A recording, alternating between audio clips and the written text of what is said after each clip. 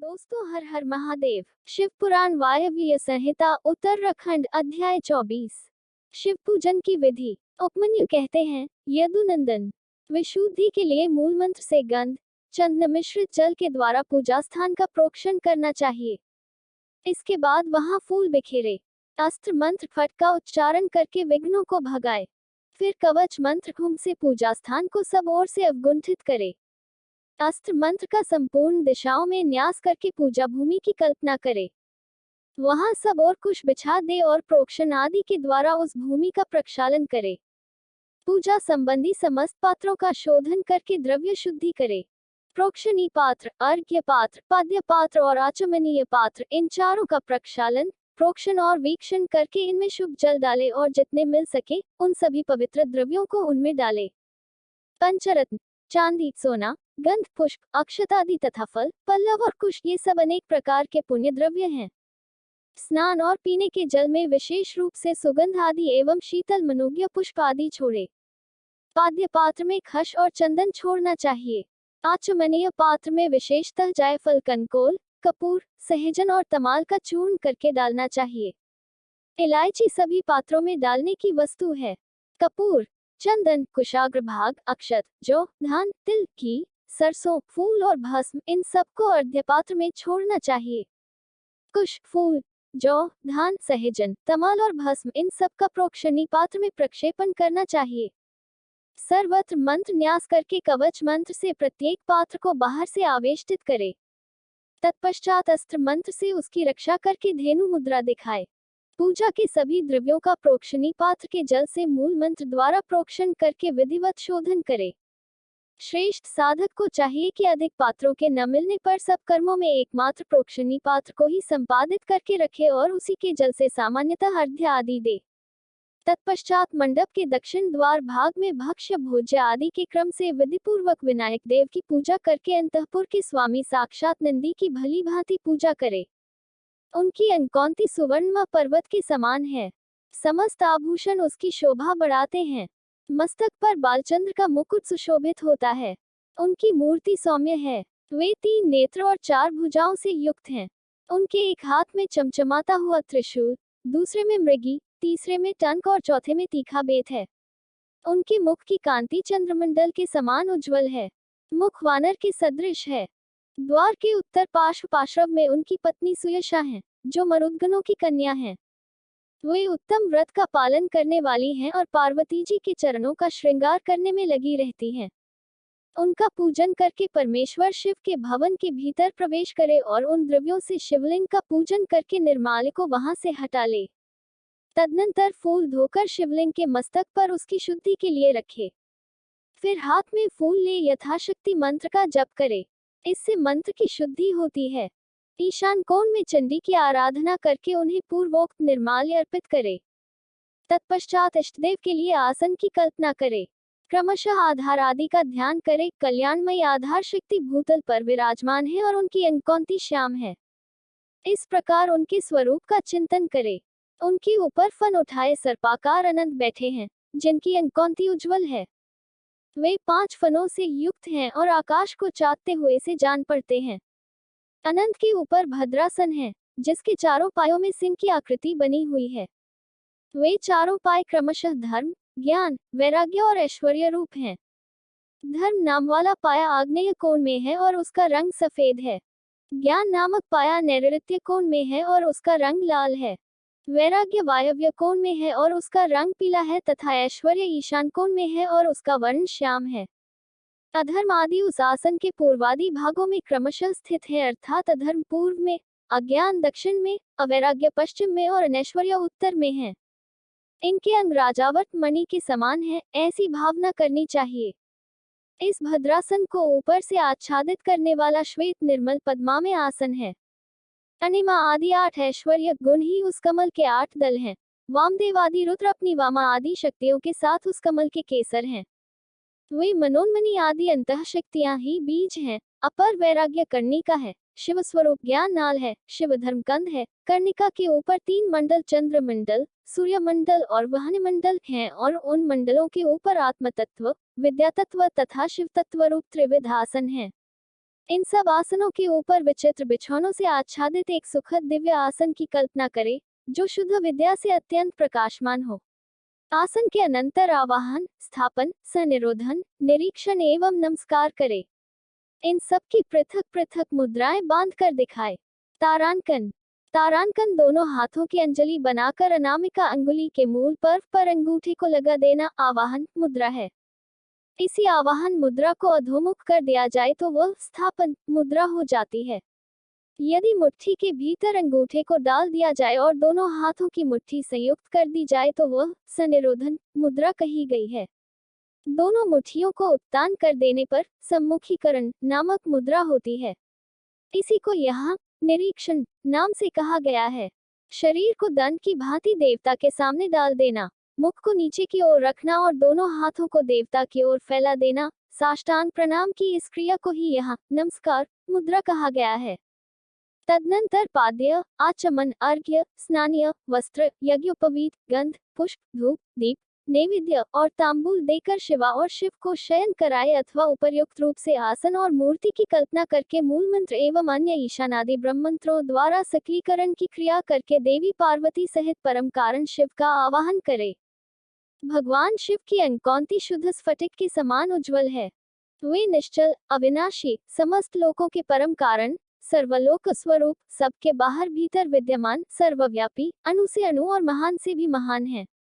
भक्तों को अनायास ही दर्शन देते हैं। सबके ईश्वर एवं अव्यय हैं। ब्रह्मा, इंद्र, विष्णु तथा रुद्र आदि देवताओं के लिए भी अगोचर हैं। संपूर्ण वेदों के सार तत्व हैं। विद्वानों के भी दृष्टिपथ में नहीं आते हैं। आदि, मध्य और अंत से रहित हैं। भव रोग से ग्रस्त प्राणियों के लिए औषध रूप हैं। शिव तत्व के रूप में विख्यात हैं और सबका कल्याण करने के लिए जगत में सुस्थिर शिवलिंग के रूप में विद्यमान हैं। ऐसी भावना करके भक्तिभाव से गंध, धूप, दीप, पुष्प और नैवेद्य इन 5 उपचारों द्वारा उत्तम शिवलिंग का पूजन करे। परमात्मा महेश्वर शिव की लिंगमयी मूर्ति के स्नान काल में जय जयकार आदि शब्द और मंगल पाठ करे।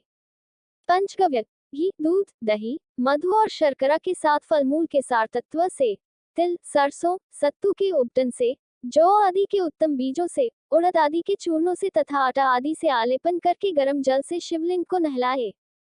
लेप और गंध के निवारण के लिए बिल्वपत्र आदि से रगड़े। फिर जल से नहलाकर चक्रवर्ती सम्राट के लिए उपयोगी उपचारों से अर्थात सुगंधित तेल, फुलिल आदि के द्वारा सेवा करे। सुगंध युक्त आंवला और हल्दी भी क्रमशः अर्पित करे। इन सब वस्तुओं से शिवलिंग अथवा शिवमूर्ति का भली भांति शोधन करके चंदन मिश्रित जल, कुशपुष्पयुक्त जल, सुवर्ण एवं रत्नयुक्त जल तथा मंत्रसिद्ध जल से क्रमशः स्नान कराए। इन सब द्रव्यों का मिलना संभव न होने पर यथासंभव संग्रहित वस्तुओं से युक्त जल द्वारा अथवा केवल मंत्राभिमंत्रित जल द्वारा श्रद्धापूर्वक शिव को स्नान कराए। कलश, शंख और वर्धनी से तथा कुश और पुष्प से युक्त हाथ के जल से मंत्रोच्चारण पूर्वक इष्ट देवता को नहलाना चाहिए।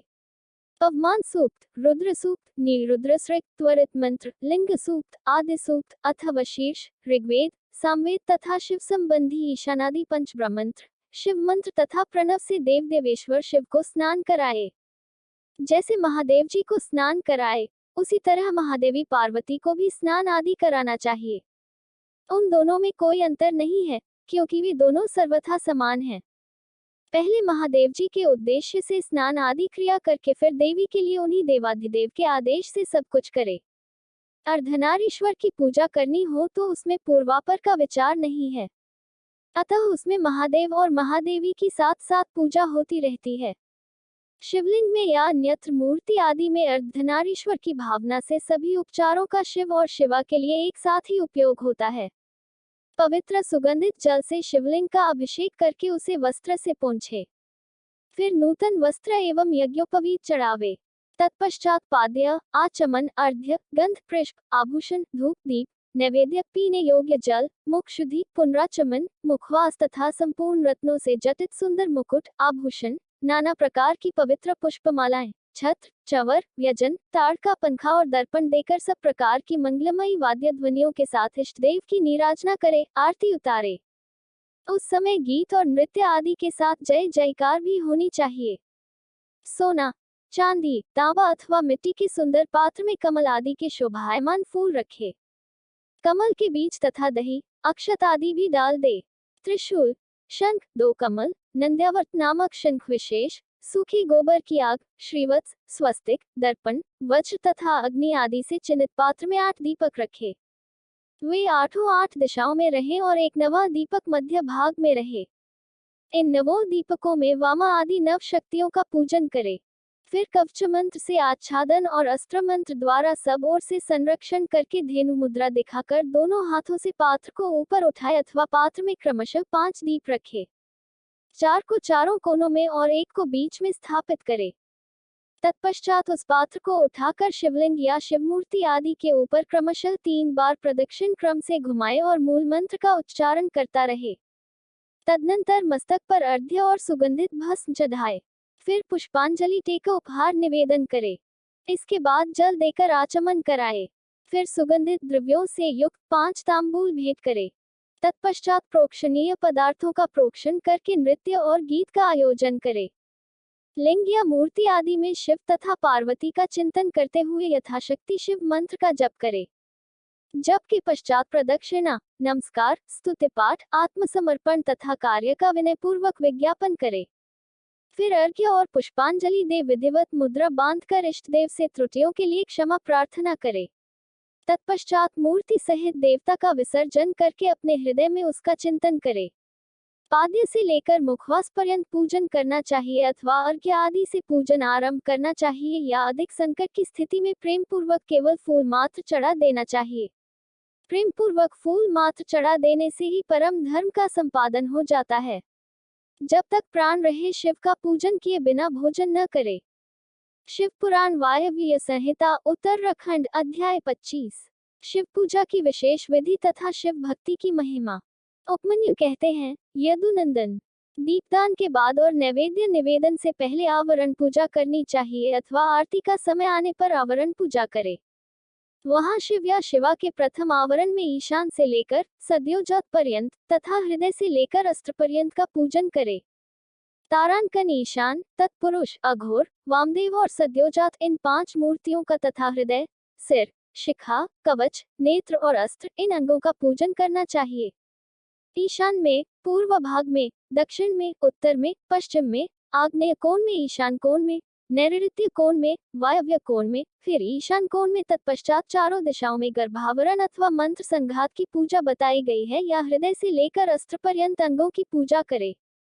इनके बाह्य भाग में पूर्व दिशा में इंद्र का, दक्षिण दिशा में यम का, पश्चिम दिशा में वरुण का, उत्तर दिशा में कुबेर का, ईशान कोण में ईशान का, अग्नि कोण में अग्नि का, नैऋत्य कोण में निऋति का, वायव्य कोण में वायु का, नैऋत्य और पश्चिम के बीच में अनंत या विष्णु का तथा ईशान और पूर्व के बीच में ब्रह्मा का पूजन करे। कमल के बाह्य भाग में वज्र से लेकर कमल पर्यंत लोकेश्वरों के सुप्रसिद्ध आयुधों का पूर्वादि दिशाओं में क्रमशः पूजन करे। यह ध्यान करना चाहिए कि समस्त आवरण देवता सुखपूर्वक बैठकर महादेव और महादेवी की ओर दोनों हाथ जोड़े देख रहे हैं। फिर सभी आवरण देवताओं को प्रणाम करके नमः पदयुक्त अपने अपने नाम से पुष्पोपचार समर्पण पूर्वक उनका क्रमशः पूजन करे।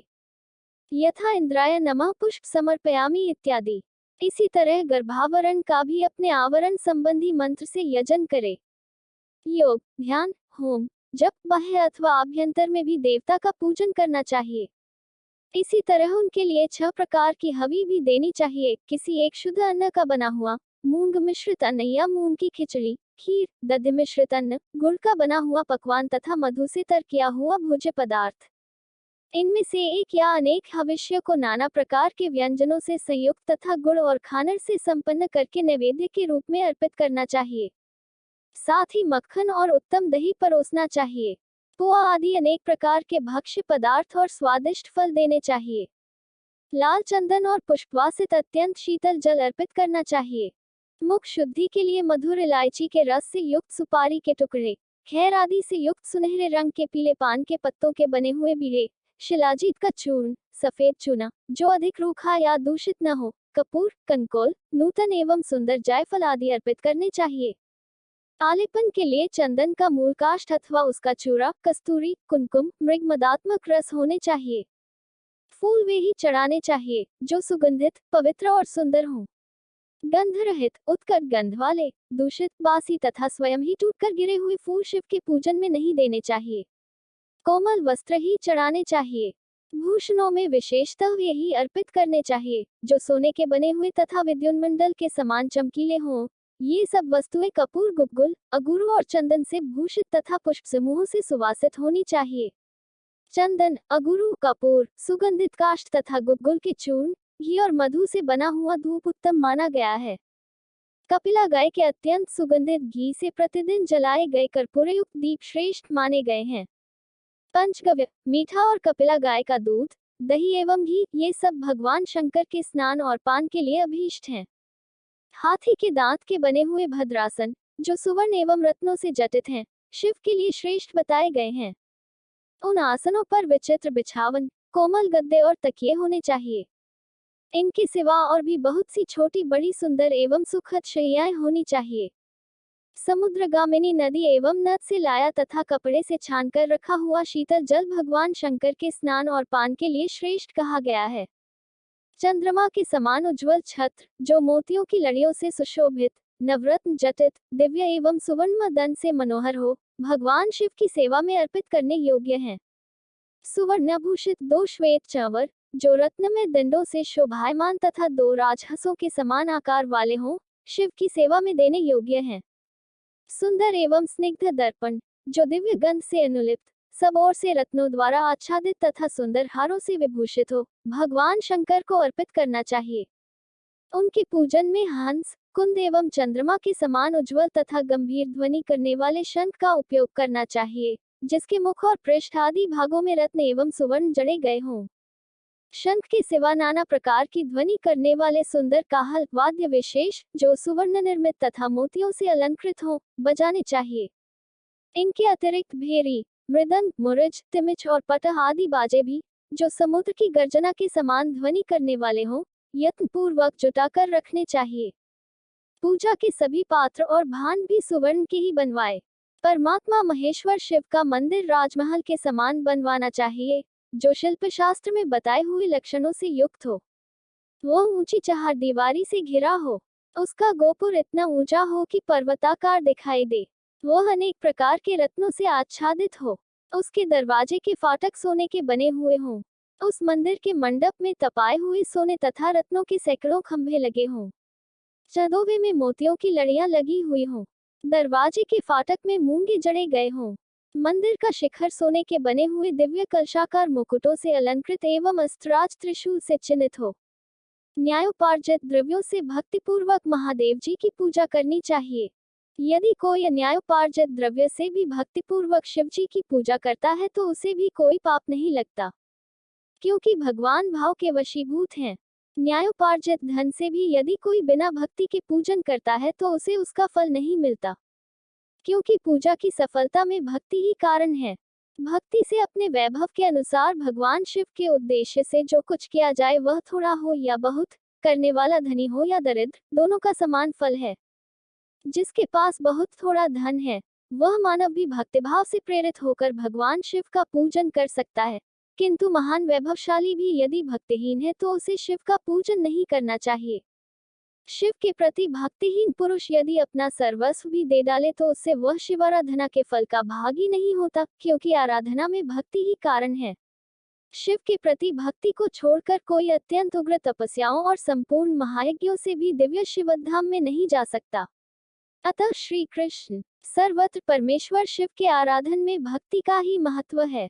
यह गुह्य से भी गुह्यतर बात है, इसमें संदेह नहीं है। पाप के महासागर को पार करने के लिए भगवान शिव की भक्ति नौक के समान है।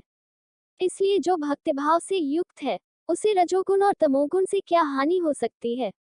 श्री कृष्ण अंत्यज, अधम, मूर्ख अथवा पतित मनुष्य भी यदि भगवान शिव की शरण में चला जाए तो वह समस्त देवताओं एवं असुरों के लिए भी पूजनीय हो जाता है। अतः सर्वथा प्रयत्न करके भक्तिभाव से ही शिव की पूजा करे, क्योंकि अभक्तों को कहीं भी फल नहीं मिलता। शिव पुराण वायव्य संहिता उत्तराखंड अध्याय 26-27। पंचाक्षर मंत्र के जप तथा भगवान शिव के भजन पूजन की महिमा। अग्नि कार्य के लिए कुंड और वेदी आदि के संस्कार, शिवाग्नि की स्थापना और उसके संस्कार, होम, पूर्णाहुति, भस्म के संग्रह एवं रशन की विधि तथा हवनांत में किए जाने वाले कृत्य का वर्णन। उपमन्यु कहते हैं, यदुनंदन, कोई बड़ा भारी पाप करके भी भक्तिभाव से पंचाक्षर मंत्र द्वारा यदि देवेश्वर शिव का पूजन करे तो वह उस पाप से मुक्त हो जाता है। जो भक्तिभाव से पंचाक्षर मंत्र द्वारा एक ही बार शिव का पूजन कर लेता है, वह भी शिव मंत्र के गौरववश शिवधाम को चला जाता है। जो मूढ़ दुर्लभ मानव जन्म पाकर भगवान शिव की अर्चना नहीं करता, उसका वह जन्म निष्फल है, क्योंकि वह मोक्ष का साधक नहीं होता। जो दुर्लभ मानव जन्म पाकर पिनाकपाणी महादेव जी की आराधना करते हैं, उन्हीं का जन्म सफल है और वे ही कृतार्थ एवं श्रेष्ठ मनुष्य हैं। जो भगवान शिव की भक्ति में तत्पर रहते हैं, जिनका चित्त भगवान शिव के सामने प्रणत होता है तथा जो सदा ही भगवान शिव के चिंतन में लगे रहते हैं, वे कभी डैक के भागी नहीं होते। मनोहर भवन, हाव भाव, विलास से विभूषित तरुणी स्त्रियां और जिससे पूर्ण तृप्ति हो जाए, इतना धन, ये सब भगवान शिव की आराधना के फल हैं।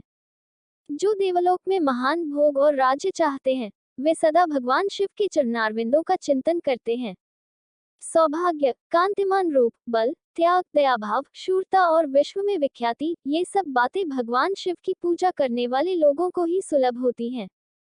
इसलिए जो अपना कल्याण चाहता हो, उसे सब कुछ छोड़कर केवल भगवान शिव में मन लगा उनकी आराधना करनी चाहिए। जीवन बड़ी तेजी से जा रहा है, जवानी शीघ्रता से बीती जा रही है और रोग तीव्र गति से निकट आ रहा है। इसलिए सबको पिनाकपाणी महादेव जी की पूजा करनी चाहिए। जब तक मृत्यु नहीं आती है, जब तक वृद्धावस्था का आक्रमण नहीं होता और जब तक इंद्रियों की शक्ति क्षीण नहीं हो जाती है, तब तक ही भगवान शंकर की आराधना कर लो। भगवान शिव की आराधना के समान दूसरा कोई धर्म तीनों लोकों में नहीं है। अब मैं अग्निकार्य का वर्णन करूंगा। कुंड में, स्थंडल पर, वेदी में, लोहे के हवन पात्र में या नूतन सुंदर मिट्टी के पात्र में विधिपूर्वक अग्नि की स्थापना करके उसका संस्कार करे। तत्पश्चात वहां महादेव जी की आराधना करके होम कर्म आरंभ करे। कुंड 2 या 1 हाथ लंबा चौड़ा होना चाहिए। वेदी को गोल या चौकोर बनाना चाहिए। साथ ही मंडल भी बनाना आवश्यक है। कुंड विस्तृत और गहरा होना चाहिए। उसके मध्य भाग में अष्टदल कमल अंकित करे। वह 2 या 4 अंगुल ऊंचा हो। कुंड के भीतर 2 बित्ते की ऊंचाई पर नाभि की स्थिति बताई गई है। मध्यमा अंगुली के मध्यम और उत्तम पर्वों के बराबर मध्य भाग या कटिभाग जानना चाहिए। साधु पुरुष 24 अंगुल के बराबर 1 हाथ का परिमाण बताते हैं। कुंड की 3, 2 या 1 मेखला होनी चाहिए। इन मेखलाओं का इस तरह निर्माण करें जिससे कुंड की शोभा बढ़े। सुंदर और चिकनी योनि बनाएं, जिसकी आकृति पीपल के पत्ते की भांति अथवा हाथी के अधरोष्ठ के समान हो। कुंड के दक्षिण या पश्चिम भाग में मेखला के बीचों बीच सुंदर योनि का निर्माण करना चाहिए, जो मेखला से कुछ नीची हो। उसका अग्रभाग कुंड की ओर हो तथा वह मेखला को कुछ छोड़कर बनाई गई हो। वेदी के लिए ऊंचाई का कोई नियम नहीं है, वह मिट्टी या बालू की होनी चाहिए। गाय के गोबर या जल से मंडल बनाना चाहिए। पात्र का परिमाण नहीं बताया गया है। कुंड और मिट्टी की वेदी को गोबर और जल से लीपना चाहिए। पात्र को धोकर तपाए तथा अन्य वस्तुओं का जल से प्रोक्षण करे। अपने अपने गृह सूत्र में बताई हुई विधि के अनुसार कुंड में और वेदी पर उल्लेखन रेखा करे। रेखाओं पर से मृत्तिका लेकर ईशान कोण में फेंक दे। फिर अग्नि के उस आसन का कुशों अथवा पुष्पों द्वारा जल से प्रोक्षण करे। तत्पश्चात पूजन और हवन के लिए सब प्रकार के द्रव्यों का संग्रह करे। धोने योग्य वस्तुओं को धोकर प्रोक्षणी के जल से उनका प्रोक्षण करके उन्हें शुद्ध करे। इसके बाद सूर्यकांतमणि से प्रकट, काष्ठ से उत्पन्न, श्रोत्रिय की अग्निशाला में संचित अथवा दूसरी किसी उत्तम अग्नि को आधार सहित ले आए। उसे कुंड अथवा वेदी के ऊपर 3 बार प्रदक्षिणक्रम से घुमाकर अग्निबीज क्रम का उच्चारण करके उस अग्नि को उक्त कुंड या वेदी के आसन पर स्थापित कर दे। कुंड में स्थापित करना हो तो योनिमार्ग से अग्नि का आधान करे और वेदी पर अपने सामने की ओर अग्नि की स्थापना करे। योनि प्रदेश के पास स्थित विद्वान पुरुष समस्त कुंड को अग्नि से संयुक्त करे। साथ ही यह भावना करे कि अपनी नाभि के भीतर जो अग्निदेव विराजमान है, वे ही नाभिरंध्र से चिनगारी के रूप में निकलकर बाह्य अग्नि में मंडलाकार होकर लीन हुए हैं। अग्नि पर समिधा रखने से लेकर घी के संस्कार पर्यंत सारा कार्य मंत्रज्ञ पुरुष अपने गृह सूत्र में बताए हुए क्रम से मूल मंत्र द्वारा संपन्न करे। तदनंतर शिवमूर्ति की पूजा करके दक्षिण पार्श्व में मंत्र न्यास करे और घृत में धेनु मुद्रा का प्रदर्शन करे। स्त्रुक और स्त्रुवा ये दोनों धातु के बने हुए हों तो ग्रहण करने योग्य हैं, परंतु कांसी, लोहे और शीशे के बने हुए स्त्रुक, स्त्रुवा को नहीं ग्रहण करना चाहिए अथवा यज्ञ संबंधी काष्ठ के बने हुए स्त्रुक, स्त्रुवा ग्राह्य हैं। स्मृति या शिवशास्त्र में जो विहित हों वे भी ग्रह्य हैं अथवा ब्रह्मवृक्ष, पलास या गुल आदि के छिद्र रहित बिचले 2 पत्ते लेकर उन्हें कुश से पोंछे और अग्नि में तपाकर फिर उनका प्रोक्षण करे। उन्हीं पत्तों को स्त्रुक और स्त्रुवा का रूप दे उनमें घी उठाए और अपने गृह सूत्र में बताए हुए क्रम से शिव बीज ओम सहित 8 बीजाक्षरों द्वारा अग्नि में आहुति दे। इससे अग्नि का संस्कार संपन्न होता है। वे बीज इस प्रकार हैं: ब्रू स्तुन ब्रू श्रू पुन ब्रू द्रू। ये 7 हैं। इनमें शिव बीज ओम को सम्मिलित कर लेने पर 8 बीजाक्षर होते हैं। उपर्युक्त 7 बीज क्रमशः अग्नि की 7 जिह्वाओं के हैं। उनकी मध्यमा जिह्वा का नाम बहुरूपा है। उसकी 3 शिखाएं हैं। उनमें से एक शिखा दक्षिण में और दूसरी वाम दिशा उत्तर में प्रज्वलित होती है और बीच वाली शिखा बीच में ही प्रकाशित होती है। ईशान कोण में जो जिह्वा है उसका नाम हिरण्या है। पूर्व दिशा में विद्यमान जिह्वा कनका नाम से प्रसिद्ध है। अग्नि कोण में रक्ता, नैऋत्य कोण में कृष्णा और वायव्य कोण में सुप्रभा नाम की जिह्वा प्रकाशित होती है।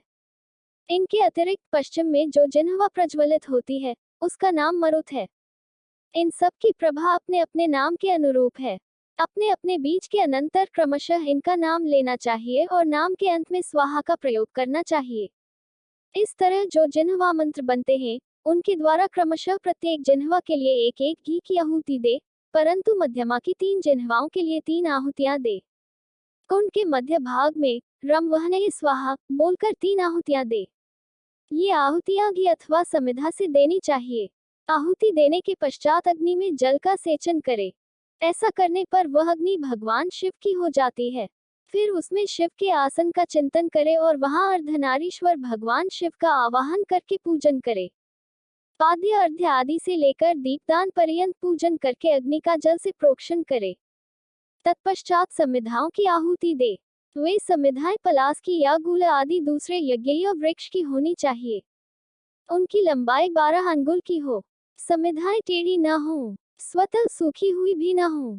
उनके छिलके न उतरे हों तथा उन पर किसी प्रकार की चोट न हो। सब समिधाएं एक सी होनी चाहिए। 10 अंगुल लंबी समिधाएं भी हवन के लिए विहित हैं। उनकी मोटाई कनिष्ठिका अंगुली के समान होनी चाहिए अथवा प्रादेश मात्र अंगूठे से लेकर तर्जनी पर्यंत लंबी समिधाएं उपयोग में लानी चाहिए। यदि उपयुक्त समिधाएं न मिले तो जो मिल सके उन सबका ही हवन करना चाहिए। समिधा हवन के बाद घी की आहुति दे। घी की धारा दूरबादल के समान पतली और 4 अंगुल लंबी हो। उसके बाद अन्न की आहुति देनी चाहिए, जिसका प्रत्येक ग्रास 16 माशे के बराबर हो। लावा, सरसों, जौ और तिल इन सब में घी मिलाकर यथासंभव भक्ष्य, लेह्य और चोष्य का भी मिश्रण करे तथा इन सब की यथाशक्ति 10, 5 या 3 आहुतियां दे अथवा एक ही आहुति दे। स्त्रुवा से, समिधा से, स्त्रुक से अथवा हाथ से आहुति देनी चाहिए। उसमें भी दिव्य तीर्थ से अथवा ऋषि तीर्थ से आहुति देने का विधान है। यदि उपर्युक्त सभी द्रव्य न मिले तो किसी एक ही द्रव्य से श्रद्धापूर्वक आहुति देनी चाहिए। प्रायश्चित के लिए मंत्र से अभिमंत्रित करके 3 आहुतियां दे। फिर होमावशिष्ट घृत से स्त्रुक को भरकर उसके अग्रभाग में फूल रखकर उसे दर्प सहित अधोमुख स्त्रवा से ढक दे। इसके बाद खड़ा हो उसे अंजलि में लेकर ओ नमः शिवाय वोष्ठ का उच्चारण करके जौ के तुल्य घी की धारा की आहुति दे। इस प्रकार पूर्णाहुति करके अग्नि में पूर्ववत जल का छींटा दे। तत्पश्चात देवेश्वर शिव का विसर्जन करके अग्नि की रक्षा करे। फिर अग्नि का भी विसर्जन करके भावना द्वारा नाभि में स्थापित करके नित्य यजन करे।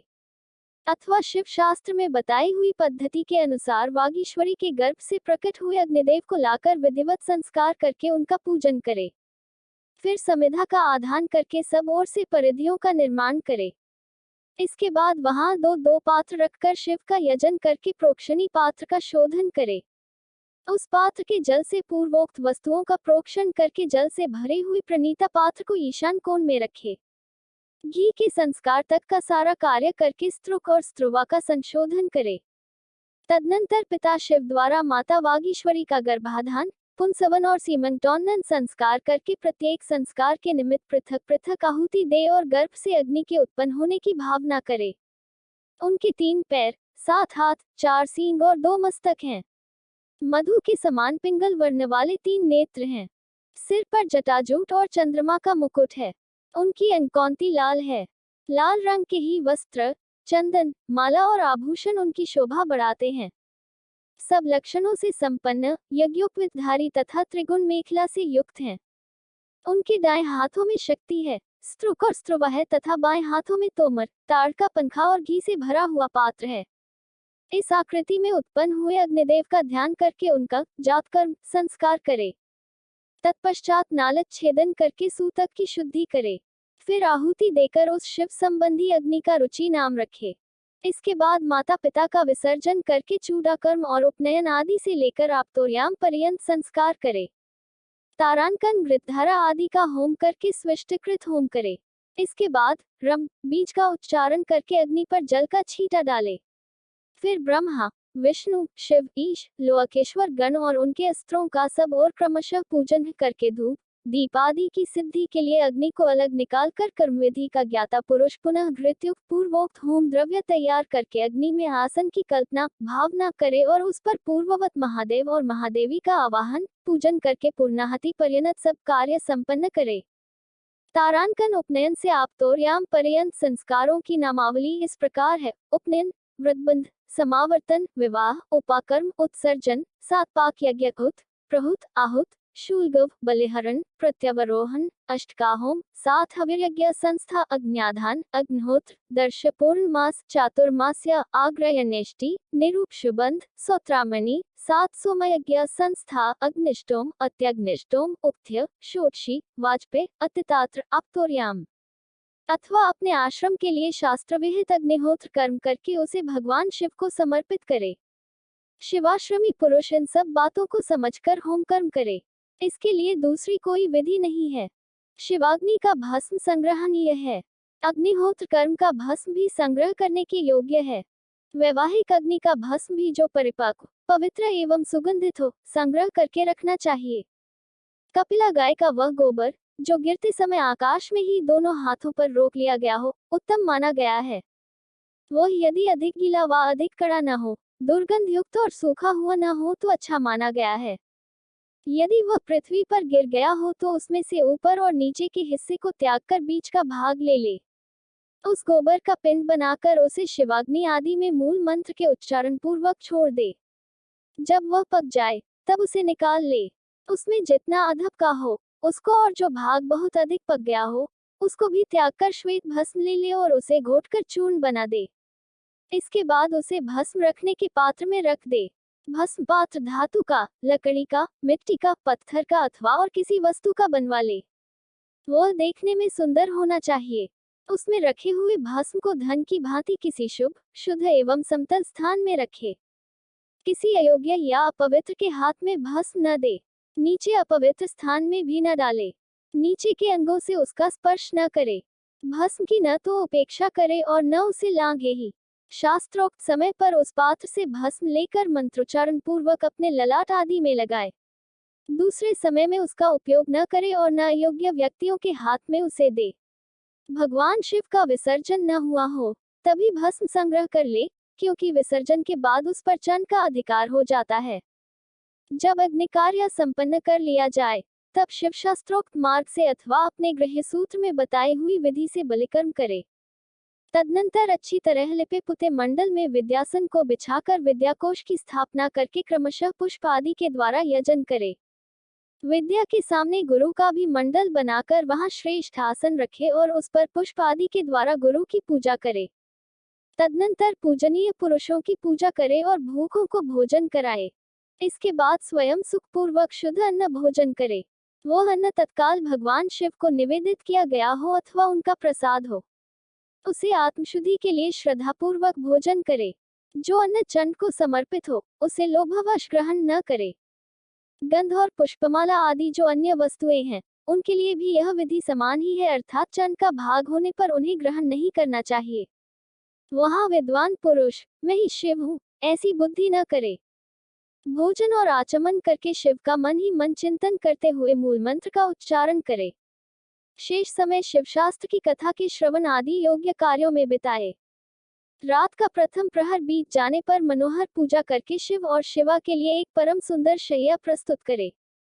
उसके साथ ही भक्ष्य, भोज्य, वस्त्र, चंदन और पुष्पमाला आदि भी रख दे। मन से और क्रिया द्वारा भी सब सुंदर व्यवस्था करके पवित्र हो महादेव जी और महादेवी के चरणों के निकट शयन करे। यदि उपासक गृहस्थ हो तो वह वहां अपनी पत्नी के साथ शयन करे। जो गृहस्थ न हो वे अकेले ही सोएं। उषः काल आया जान मन ही मन पार्वती देवी तथा पार्षदों सहित अविनाशी भगवान शिव को प्रणाम करके देशकालोचित कार्य तथा शौच आदि कृत्य पूर्ण करे। फिर यथाशक्ति शंख आदि वाद्यों की दिव्य ध्वनियों से महादेव और महादेवी को जगाए। इसके बाद उस समय खिले हुए परम सुगंधित पुष्पों द्वारा शिवा और शिव की पूजा करके पूर्वोक्त कार्य आरंभ करे। शिव पुराण वायव्य संहिता उत्तराखंड अध्याय 28-29। काम्य कर्म के प्रसंग में शक्ति सहित पंचमुख महादेव की पूजा के विधान का वर्णन। तदनंतर शिवाश्रम सेवियों के लिए नैमित्तिक कर्म की विधि बताकर उपमन्यु जी ने कहा, यदुनंदन, अब मैं काम्य कर्म का वर्णन करूंगा जो इहलोक और परलोक में भी फल देने वाला है। शैवों तथा माहेश्वरों को क्रमशः भीतर और बाहर इसे करना चाहिए। जैसे शिव और महेश्वर में यहाँ अत्यंत भेद नहीं है, उसी प्रकार शैवों और माहेश्वरों में भी अधिक भेद नहीं है। जो मनुष्य शिव के आश्रित रहकर ज्ञानयज्ञ में तत्पर होते हैं वे शैव कहलाते हैं, और जो शिवाश्रित भक्त भूतल पर कर्मयज्ञ में संलग्न रहते हैं वे महान ईश्वर का यजन करने के कारण माहेश्वर कहे गए हैं। इसलिए ज्ञानयोगी शैवों को अपने भीतर भगवान द्वारा कर्म का अनुष्ठान करना चाहिए और कर्म परायण माहेश्वरों को बाहर विहित द्रव्यों तथा उपकरणों द्वारा उसका संपादन करना चाहिए। आगे बताए जाने वाले कर्म के प्रयोग में उनके लिए कोई भेद नहीं है। गंध, वर्ण और रस आदि के द्वारा विधिपूर्वक भूमि की परीक्षा करके मनोभिलषित स्थान पर आकाश में चंदुआ तान दे और उस स्थान को भली भांति लीप पोतकर दर्पण के समान स्वच्छ बना दे। तत्पश्चात शास्त्रोक्त मार्ग से वहां पहले पूर्व दिशा की कल्पना करे। उस दिशा में 1 या 2 हाथ का मंडल बनाए।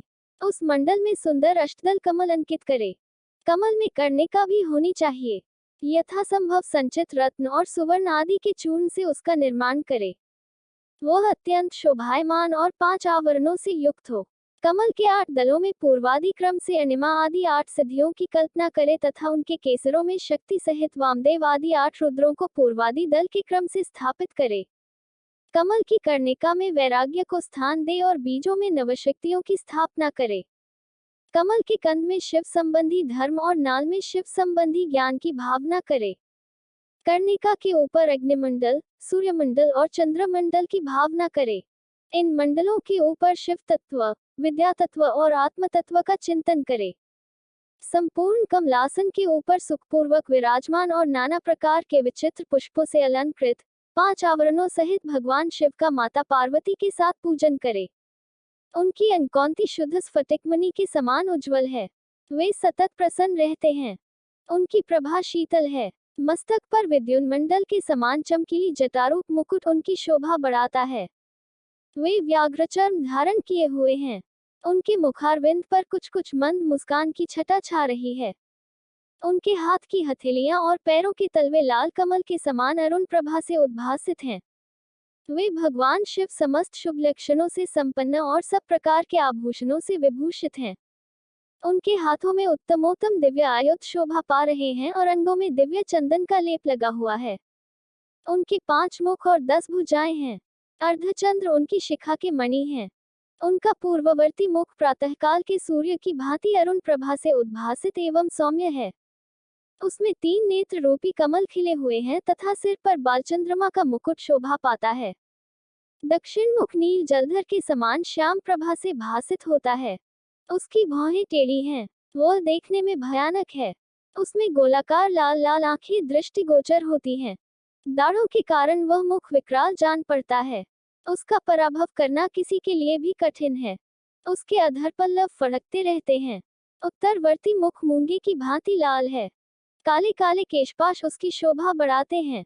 उसमें विभ्रम विलास से युक्त 3 नेत्र हैं और उसका मस्तक अर्धचंद्र में मुकुट से विभूषित है।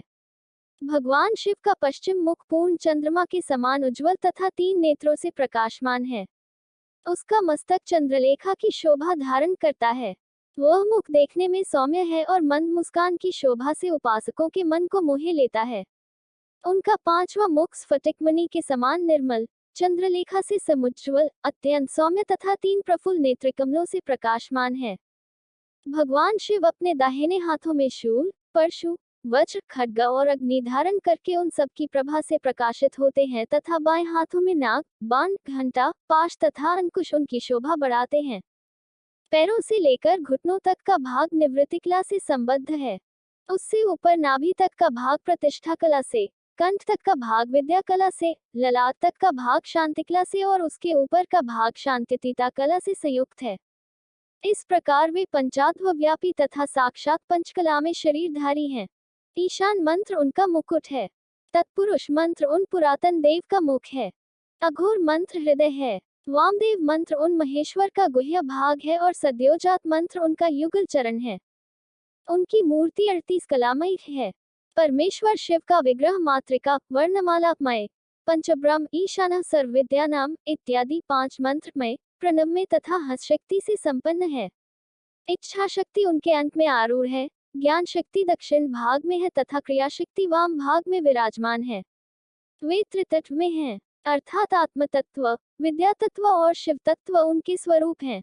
वे सदाशिव साक्षात विद्या मूर्ति हैं। इस प्रकार उनका ध्यान करना चाहिए। तारांकन कला, काल, नियति, विद्या, राग, प्रकृति और गुण, ये 7 तत्व, पंचभूत, 5 तन्मात्रा, 10 इंद्रियां, 4 अंतःकरण और 5 शब्द आदि विषय, ये 36 तत्व हैं। ये सब तत्व जीव के शरीर में होते हैं। परमेश्वर के शरीर को शाक्त, शक्ति स्वरूप एवं चिन्मय तथा मंत्र में बताया गया है। इन 2 तत्वों को जोड़ लेने से 38 कलाएं होती हैं। समस्त जड़ चेतन परमेश्वर का स्वरूप होने से उनकी मूर्ति को 38 कलामयी बताया गया है। अथवा 5 स्वर और 33 व्यंजन रूप होने से उनके शरीर को 38 कला में कहा गया है। मूल मंत्र से मूर्ति की कल्पना और सक्रियकरण की क्रिया करके मूल मंत्र से ही यथोचित रीति से क्रमशः पाद्य आदि विशेषार्घ्य पर्यंत पूजन करे।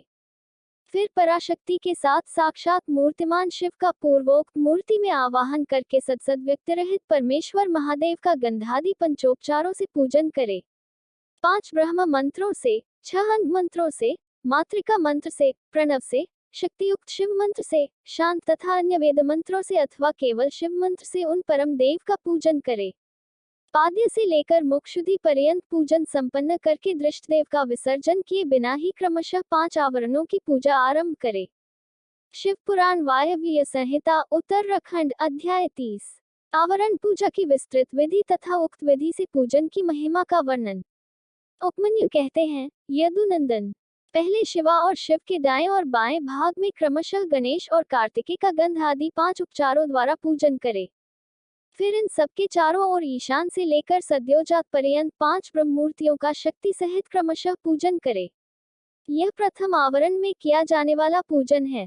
उसी आवरण में हृदय आदि 6 अंगों तथा शिव और शिवा का अग्निकोण से लेकर पूर्व दिशा पर्यंत 8 दिशाओं में क्रमशः पूजन करे। वही वामा आदि शक्तियों के साथ वाम आदि 8 रुद्रों की पूर्वादि दिशाओं में क्रमशः पूजा करे। यह पूजन वैकल्पिक है। यदुनंदन, यह मैंने तुमसे प्रथम आवरण का वर्णन किया है। अब प्रेम पूर्वक दूसरे आवरण का वर्णन किया जाता है। श्रद्धा पूर्वक सुनो। पूर्व दिशा वाले दल में अनंत का और उनके वाम भाग में उनकी शक्ति का पूजन करे। दक्षिण दिशा वाले दल में शक्ति सहित सूक्ष्म देव की पूजा करे। पश्चिम दिशा के दल में शक्ति सहित शिवोत्तम का, उत्तर दिशा वाले दल में शक्तियुक्त एक नेत्र का, ईशान कोण वाले दल में एक रुद्र और उनकी शक्ति का, अग्नि कोण वाले दल में त्रिमूर्ति और उनकी शक्ति का, नैऋत्य कोण के दल में श्रीकंठ और उनकी शक्ति का तथा वायव्य कोण वाले दल में शक्ति सहित शिखंडीश का पूजन करे। समस्त चक्रवर्तियों की भी द्वितीय आवरण में ही पूजा करनी चाहिए। तृतीय आवरण में शक्तियों सहित अष्टमूर्तियों का पूर्वादि 8 दिशाओं में क्रमशः पूजन करे। भव, शर्व, ईशान, रुद्र, पशुपति, उग्र, भीम और महादेव, ये क्रमशः 8 मूर्तियां हैं। इसके बाद उसी आवरण में शक्तियों सहित महादेव आदि 11 मूर्तियों की पूजा करनी चाहिए। महादेव, शिव, रुद्र, शंकर, नीललोहित, ईशान, विजय, भीम, देवदेव, भवोद्भव तथा कपर्दीश या कपालीश ये 11 मूर्तियां हैं। इनमें से जो प्रथम 8 मूर्तियां हैं, उनका अग्निकोण वाले दल से लेकर पूर्व दिशा पर्यंत 8 दिशाओं में पूजन करना चाहिए। देवदेव को पूर्व दिशा के दल में स्थापित एवं पूजित करे और ईशान का पुनः अग्निकोण में स्थापन पूजन करे। फिर इन दोनों के बीच में भवोद्भव की पूजा करे और उन्हीं के बाद कपालीश या कपर्दीश का स्थापन पूजन करना चाहिए।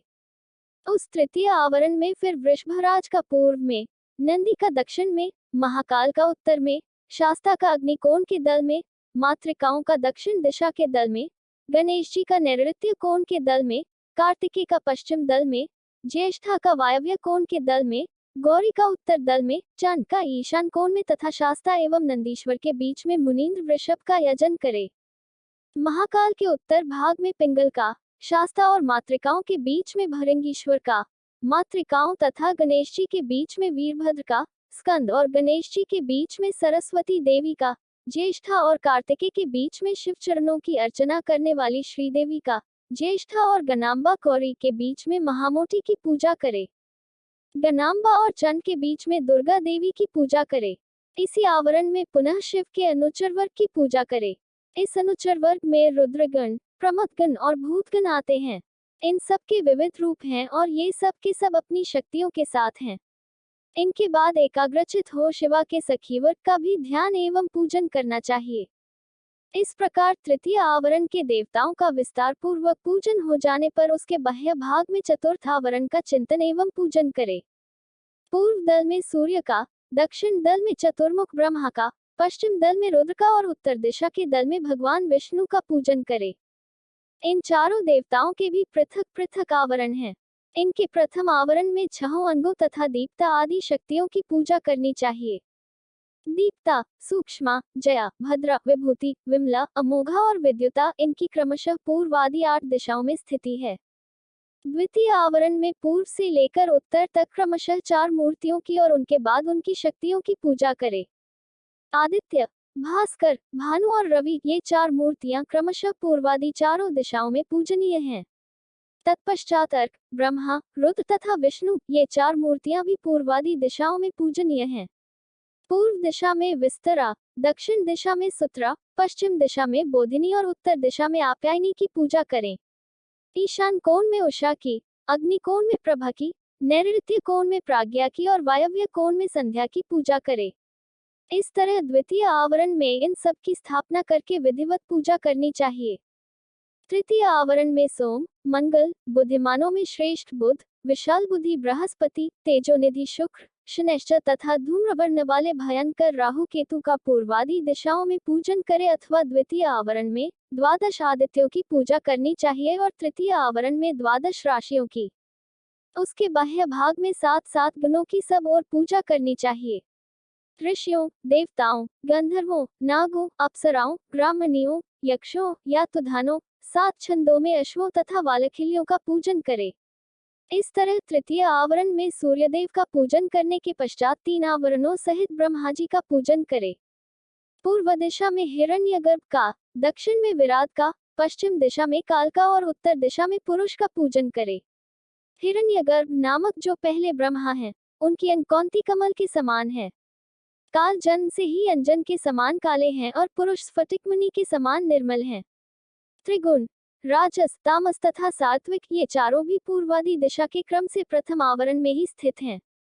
द्वितीय आवरण में पूर्वादि दिशाओं के दलों में क्रमशः सनत कुमार, सनक, सनंदन और सनातन का पूजन करना चाहिए। तत्पश्चात तीसरे आवरण में 11 प्रजापतियों की पूजा करे। उनमें से प्रथम 8 का तो पूर्वादि 8 दिशाओं में पूजन करे, फिर शेष 3 का पूर्वादि के क्रम से अर्थात पूर्व, दक्षिण एवं पश्चिम में स्थापन पूजन करे। दक्ष, रुचि, भृगु, मरीचि, अंगिरा, पुलस्त्य, पुलह, क्रतु, अत्रि, कश्यप और वशिष्ठ ये 11 विख्यात प्रजापति हैं। इनके साथ इनकी पत्नियों का भी क्रमशः पूजन करना चाहिए। प्रसूति, आकुति, ख्याति, संभूति, धृति, स्मृति, क्षमा, सनति, अनसुया, देवमाता अदिति तथा अरुंधति ये सभी ऋषि पत्नियां पतिव्रता, सदाशिव पूजन परायणा, कांतिमती और प्रियदर्शना परम सुंदरी हैं। अथवा प्रथम आवरण में चारों वेदों का पूजन करे, फिर द्वितीय आवरण में इतिहास पुराणों की अर्चना करे तथा तृतीय आवरण में धर्मशास्त्र सहित संपूर्ण वैदिक विद्याओं का सब और पूजन करना चाहिए। 4 वेदों को पूर्वादि 4 दिशाओं में पूजना चाहिए। अन्य ग्रंथों को अपनी रुचि के अनुसार 8 या 4 भागों में बांटकर सब और उनकी पूजा करनी चाहिए। इस प्रकार दक्षिण में 3 आवरणों से युक्त ब्रह्मा जी की पूजा करके पश्चिम में आवरण सहित रुद्र का पूजन करे। ईशान आदि 5 ब्रह्म और हृदय आदि 6 अंगों को रुद्रदेव का प्रथम आवरण कहा गया है। द्वितीय आवरण विदेश्वरमय एक है। तृतीय आवरण में भेद है, अतः उसका वर्णन किया जाता है। उस आवरण में पूर्वादि दिशाओं के क्रम से त्रिगुणादि 4 मूर्तियों की पूजा करनी चाहिए। पूर्व दिशा में पूर्ण रूप शिव नामक महादेव पूजित होते हैं। इनकी त्रिगुण संज्ञा है क्योंकि ये त्रिगुणात्मक जगत के आश्रय हैं। दक्षिण दिशा में राजस पुरुष के नाम से प्रसिद्ध सृष्टिकर्ता ब्रह्मा का पूजन किया जाता है, ये भव कहलाते हैं। पश्चिम दिशा में तामस पुरुष अग्नि की पूजा की जाती है, इन्हीं को संहारकारी हर कहा गया है। उत्तर दिशा में सात्विक पुरुष सुखदायक विष्णु का पूजन किया जाता है, ये ही विश्वपालक मृग हैं। इस प्रकार पश्चिम भाग में शंभु के शिव रूप का, जो 25 तत्वों का साक्षी 26वां 2 तत्व रूप है, पूजन करके उत्तर दिशा में भगवान विष्णु का पूजन करना चाहिए। एक पाशुपत दर्शन में विदेश्वरों की संख्या 8 बताई गई है। उनके नाम इस प्रकार हैं: अनंत, सूक्ष्म, शिवोत्तम, एक नेत्र, एक रुद्र, त्रिमूर्ति, श्रीकंठ और शिखंडी। इनको क्रमशः पूर्व आदि दिशाओं में स्थापित करके इनकी पूजा करें। द्वितीय आवरण में इन्हीं की पूजा बताई गई है। 2 सांख्योक्त 24 प्राकृत तत्वों के साक्षी जीव को 25वां तत्व कहा गया है। जो इससे भी परे हैं, वे सर्वसाक्षी परमात्मा शिव 26वें तत्व रूप हैं। इनके प्रथम आवरण में वासुदेव को पूर्व में, अनिरुद्ध को दक्षिण में, प्रद्युम्न को पश्चिम में और संकर्षण को उत्तर में स्थापित करके इनकी पूजा करनी चाहिए। यह प्रथम आवरण बताया गया। अब द्वितीय शुभ आवरण बताया जाता है। मत्स्य, कूर्म, वराह, नरसिंह, वामन, तीनों में से एक राम, आप श्री कृष्ण और हयग्रीव ये द्वितीय आवरण में पूजित होते हैं। तृतीय आवरण में पूर्व भाग में चक्र की पूजा करें, दक्षिण भाग में कहीं भी प्रतिहत न होने वाले नारायणास्त्र का यजन करें, पश्चिम में पांचजन्य का और उत्तर में शौंधनुष की पूजा करें। इस प्रकार 3 आवरणों से युक्त साक्षात विश्व नामक परम हरि महाविष्णु की, जो सदा सर्वत्र व्यापक है, मूर्ति में भावना करके पूजा करे। इस तरह विष्णु के चतुर्व्यूह क्रम से 4 मूर्तियों का पूजन करके क्रमशः उनकी 4 शक्तियों का पूजन करे। प्रभा का अग्नि कोण में, सरस्वती का नैऋत्य कोण में, गणाम्बी का वायव्य कोण में तथा लक्ष्मी का ईशान कोण में पूजन करे। इसी प्रकार भानु आदि मूर्तियों और उनकी शक्तियों का पूजन करके उसी आवरण में लोकेश्वरों की पूजा करे। उनके नाम इस प्रकार हैं: इंद्र, अग्नि, यम, निऋति, वरुण, वायु, सोम, कुबेर तथा ईशान। इस प्रकार चौथे आवरण की विधिपूर्वक पूजा संपन्न करके बाह्य भाग में महेश्वर के आयुधों की अर्चना करे। ईशान कोण में तेजस्वी त्रिशूल की, पूर्व दिशा में वज्र की, अग्नि कोण में परशु की, दक्षिण में बाण की, नैऋत्य कोण में खड़ग की, पश्चिम में पाश की, वायव्य कोण में अंकुश की और उत्तर दिशा में पिनाक की पूजा करे। तत्पश्चात पश्चिमाभिमुख रौद्र रूपधारी क्षेत्रपाल का अर्चन करे। इस तरह पंचम आवरण की पूजा का संपादन करके समस्त आवरण देवताओं के बाह्य भाग में अथवा 5वें आवरण में ही मातृकाओं सहित महावृषभ नंदकेश्वर का पूर्व दिशा में पूजन करे। तदनंतर समस्त देवयोनियों की चारों ओर अर्चना करे। इसके सिवा जो आकाश में विचरने वाले ऋषि, सिद्ध, दैत्य, यक्ष, राक्षस, अनंत आदि नागराज, उन नागेश्वरों के कुल में उत्पन्न हुए अन्य नाग, डाकिनी, भूत, वेताल, प्रेत और भैरवों के नायक, नाना योनियों में उत्पन्न हुए अन्य पातालवासी जीव, नदी, समुद्र, पर्वत, वन, सरोवर, पशु, पक्षी, वृक्ष, कीट आदि क्षुद्र योनि के जीव, मनुष्य, नाना प्रकार के आकार वाले मृग, क्षुद्र जंतु, ब्रह्मांड के भीतर के लोक, कोटि कोटि ब्रह्मांड, ब्रह्मांड के बाहर के असंख्य भुवन और उनके अधीश्वर तथा 10 दिशाओं में स्थित ब्रह्मांड के आधारभूत रुद्र हैं और गुणजनित, मायाजनित, शक्तिजनित तथा उससे भी परे जो कुछ भी शब्दवाच्य जड़ चेतनात्मक प्रपंच है, उन सबको शिवा और शिव के पार्श्व भाग में स्थित जानकर उनका सामान्य रूप से यजन करे। वे सब लोग हाथ जोड़कर मंद मुस्कान युक्त मुख से सुशोभित होते हुए प्रेमपूर्वक महादेव और महादेवी का दर्शन कर रहे हैं, ऐसा चिंतन करना चाहिए। इस तरह आवरण पूजा संपन्न करके विक्षेप की शांति के लिए पुनः देवेश्वर शिव की अर्चना करने के पश्चात पंचाक्षर मंत्र का जप करे। तदनंतर शिव और पार्वती के सम्मुख उत्तम व्यंजनों से युक्त तथा अमृत के समान मधुर, शुद्ध एवं मनोहर महाचरु का नैवेद्य निवेदन करे। यह महाचरु 32 आंख लगभग 3 मन 8 सेर का हो तो उत्तम है और कम से कम 1 आंख 4 सेर का हो तो निम्न श्रेणी का माना गया है। अपने वैभव के अनुसार जितना हो सके महाचरु तैयार करके उसे श्रद्धापूर्वक निवेदित करे। तदनंतर जल और तांबूल इलायची आदि निवेदन करके आरती उतारकर शेष पूजा समाप्त करे। याग के उपयोग में आने वाले द्रव्य, भोजन, वस्त्र आदि को उत्तम श्रेणी का ही तैयार करा कर दे। भक्तिमान पुरुष वैभव होते हुए धन व्यय करने में कंजूसी न करे। जो शठ या कंजूस है और पूजा के प्रति उपेक्षा की भावना रखता है, वह यदि कृपणतावश कर्म को किसी अंग से हीन कर दे तो उसके वे काम्य कर्म सफल नहीं होते, ऐसा सत्पुरुषों का कथन है। इसलिए मनुष्य यदि फल सिद्धि का इच्छुक हो तो उपेक्षा भाव को त्याग कर संपूर्ण अंगों के योग से काम्य कर्मों का संपादन करे। इस तरह पूजा समाप्त करके महादेव और महादेवी को प्रणाम करे। फिर भक्तिभाव से मन को एकाग्र करके स्तुति पाठ करे। स्तुति के पश्चात साधक उत्सुकता पूर्वक कम से कम 108 बार और संभव हो तो 1000 से अधिक बार पंचाक्षरी विद्या का जप करे। तत्पश्चात क्रमशः विद्या और गुरु की पूजा करके अपने अभ्युदय और श्रद्धा के अनुसार यज्ञ मंडप के सदस्यों का भी पूजन करे। फिर आवरणों सहित देवेश्वर शिव का विसर्जन करके यज्ञ के उपकरणों सहित वह सारा मंडल गुरु को अथवा शिवचरणाश्रित भक्तों को दे दे, अथवा उसे शिव के ही उद्देश्य से शिव के क्षेत्र में समर्पित कर दे, अथवा समस्त आवरण देवताओं का यथोचित रीति से पूजन करके 7 प्रकार के होमद्रव्यों द्वारा शिवाग्नि में इष्ट देवता का यजन करे। यह तीनों लोकों में विख्यात योगेश्वर नामक योग है। इससे बढ़कर कोई योग त्रिभुवन में कहीं नहीं है। संसार में कोई ऐसी वस्तु नहीं जो इससे साध्य न हो। इस लोक में मिलने वाला कोई फल हो या परलोक में, इसके द्वारा सब सुलभ है। यह इसका फल नहीं है, ऐसा कोई नियंत्रण नहीं किया जा सकता, क्योंकि संपूर्ण श्रेयोरूप साध्य का यह श्रेष्ठ साधन है। यह निश्चित रूप से कहा जा सकता है कि पुरुष जो कुछ फल चाहता है वह सब चिंतामणि के समान इससे प्राप्त हो सकता है। तथापि किसी क्षुद्र फल के उद्देश्य से इसका प्रयोग नहीं करना चाहिए, क्योंकि किसी महान से लघु फल की इच्छा रखने वाला पुरुष स्वयं लघुतर हो जाता है। महादेव जी के उद्देश्य से महान या अल्प जो भी कर्म किया जाए वह सब सिद्ध होता है। अतः उन्हीं के उद्देश्य से कर्म का प्रयोग करना चाहिए। शत्रु तथा मृत्यु पर विजय पाना आदि जो फल दूसरों से सिद्ध होने वाले नहीं हैं, उन्हीं लौकिक या पारलौकिक फलों के लिए विद्वान पुरुष इसका प्रयोग करे। महापातकों में, महान रोग से भय आदि में तथा दुर्भिक्ष आदि में यदि शांति करने की आवश्यकता हो तो इसी से शांति करे। अधिक बढ़ बढ़कर बातें बनाने से क्या लाभ। इस योग को महेश्वर शिव ने शैवों के लिए बड़ी भारी आपत्ति का निवारण करने वाला अपना निजी अस्त्र बताया है। अतः इससे बढ़कर यहाँ अपना कोई रक्षक नहीं है, ऐसा समझकर इस कर्म का प्रयोग करने वाला पुरुष शुभ फल का भागी होता है।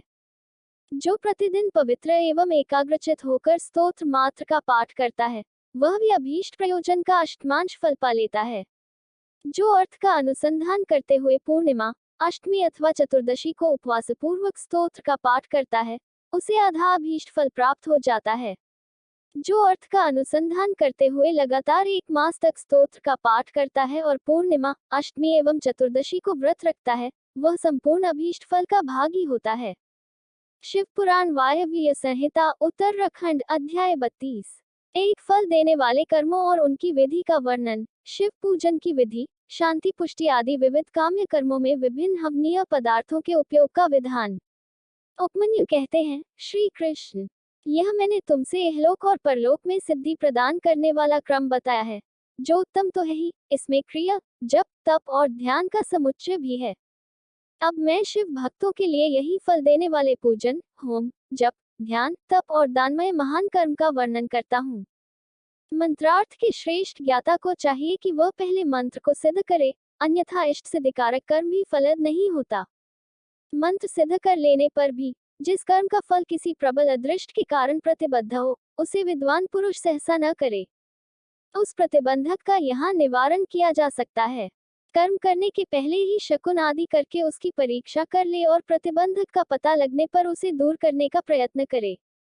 जो मनुष्य ऐसा न करके मोहवश एक फल देने वाले कर्म का अनुष्ठान करता है, वह उससे फल का भागी नहीं होता और जगत में उपहास का पात्र बनता है।